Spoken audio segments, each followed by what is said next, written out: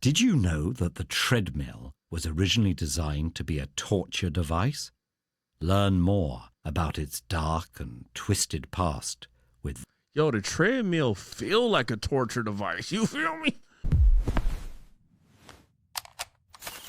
Angel Knot. Salutations to the nations. What's good, Angel Knots? It's your boy, Young Sinai.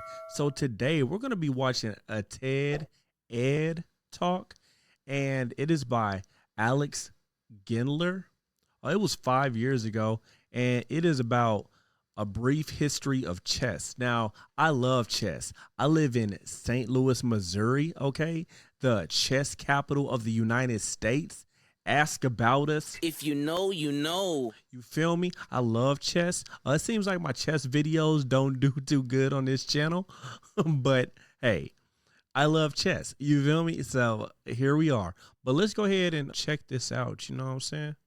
I'm very interested. It says, I have come to the personal conclusion that while all artists are not chess players, all chess players are artists. I can dig that. The attacking infantry advances steadily, their elephants already having broken the defensive line. The king tries to retreat, but enemy cavalry flanks him from the rear. Escape is impossible. But this isn't a real war. Yo, this animation is hard. I was imagining I was going to be seeing somebody talking on stage, and maybe that might still happen. But if it's like this, okay, that's dope. Nor is it just a game. Over the roughly 1.5 millennia. Yo, if you do not know how to play chess, I really encourage you to learn how to play chess, okay? I feel like the better I get at chess, the better I get at life, okay? And the misconception about chess is that, you know, you have to be super smart. No, you just have to be able to think moves ahead. And the more and more moves you can think ahead, the better of a chess player you will be. And that just translates over to life seamlessly. I definitely encourage you. Also, if you play chess, let me know. You feel me? Let me know in the comments, what is your username on chess.com. Let's get it in. You feel me? Millennia of its existence, chess has been known as a tool of military strategy, a metaphor for human affairs, and a benchmark of genius. While our earliest records of chess are in the 7th century, legend tells that the game's origins lie a century earlier. Supposedly, when the youngest prince... If y'all heard that noise, that was my back rubbing against this chair. It was not me farting, I promise you. ...of the Gupta Empire was killed in battle, his brother devised a way of representing the scene to their grieving mother. Set on the 8x8 Ashtapada board used for other popular pastimes, a new game emerged with 2 key features: different rules for moving different types of pieces, and a single king piece whose fate determined the outcome. The game was originally known as Chaturanga, a Sanskrit word for 4 divisions, but with its spread to Sassanid Persia, it acquired its current name and terminology. Chess, derived from Shah, meaning king, and checkmate from Shahmot, or the king is helpless. After the 7th century Islamic conquest of Persia, chess was introduced to the Arab world. Transcending its role as a tactical simulation, it eventually became a rich source of poetic imagery. Diplomats and courtiers used chess terms to describe political power. Ruling caliphs became avid players themselves, and historian Al-Masudi considered the game a testament to human free will compared to games of chance. Medieval trade along the Silk Road carried the game to East and South. This is super interesting. Let me know if you all knew all of this about chess. Southeast Asia, where many local variants developed.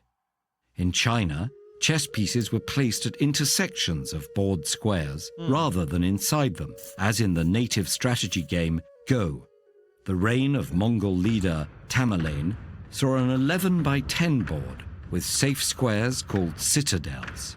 And in Japanese shogi, captured pieces could be used by the opposing player. I'm very interested in what made them decide universally that, okay, this is the chessboard that everybody's going to play. I hope it touches on that. But it was in Europe that chess began to take on its modern form. By 1000 AD, the game had become part of courtly education. Chess was used as an allegory for different social classes performing their proper roles. Wow. And the pieces were reinterpreted in their new context. At the same time, the church remained suspicious of games. Moralists cautioned against devoting too much time to them, with chess even being briefly banned in France. Oh, wow. Yet the game proliferated, and the 15th century saw it cohering into the form we know today. Let me know, did you know that chess was banned in France? That's crazy. Relatively weak piece of advisor was recast as a more powerful queen, perhaps inspired by the recent surge of strong female leaders. This change accelerated the game's pace, and as other rules were popularized, treatises analyzing common openings and endgames appeared. Chess theory was born. Wow. With the Enlightenment era, the game moved from royal courts to coffee houses. Chess was now seen as an expression of creativity, encouraging bold moves and dramatic plays. This romantic style reached its peak in the immortal game of 1851, where Adolf Ondas. Man, I'm going to show this video to my daughter. She just asked me, like, where did chess come from? You know, so we got to check this out. Managed a checkmate after sacrificing his queen and both rooks. But the emergence of formal competitive queen, I just missed where something. Adolf Ondersin managed a checkmate after sacrificing his queen and both rooks. But the emergence of formal competitive play in the late 19th century meant that strategic calculation would eventually trump dramatic flair. And with the rise of international competition, chess He folded that boy up in the suitcase. took on a new dramatic flair. And with the rise of international competition, chess took on a new geopolitical importance. During the Cold War, the Soviet Union devoted This is Bobby Fischer coming in right here. great resources to cultivating chess talent, dominating the championships for the rest of the century.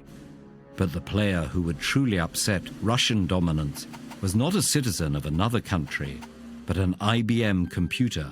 Oh, wait, my bad. I thought Bobby Fischer came in. I'm pretty sure that Bobby Fischer won against the Soviets. I recently just did a video talking about Bobby Fischer and how he went cuckoo, cuckoo.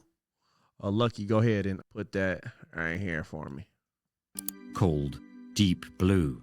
Chess-playing computers had been developed for decades, but Deep Blue's triumph over Garry Kasparov in 1997 was the first time a machine had defeated a sitting champion. Today, chess software is capable of consistently defeating the best human players. But just like the game they've mastered, these machines are products of human ingenuity, and perhaps that same ingenuity will guide us out of this apparent checkmate. And this video was 5 years ago. I don't know if Stockfish was a thing 5 years ago, but Stockfish is like currently the best chess computer there is. This video was 5 years ago. It was before ChatGPT and all of that. Did you know that the treadmill was originally designed to be a torture device? Learn more about its dark and twisted past with... Yo, the treadmill feel like a torture device. You feel me? But yo, that was very interesting. I know that the majority of my viewers will not watch this video about chess. Shout outs to chess players out there. You feel me? I feel like it falls under the category of geek stuff. You know what I'm saying? Geek stuff, that's just another code word for dope stuff. You feel me? All of the geek stuff is dope.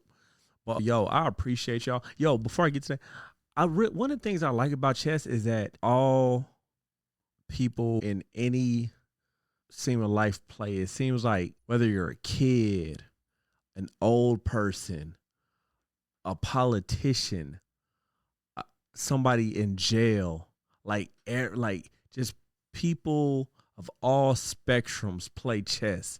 And it doesn't matter how young you are, how old you are, what your IQ is, any of that.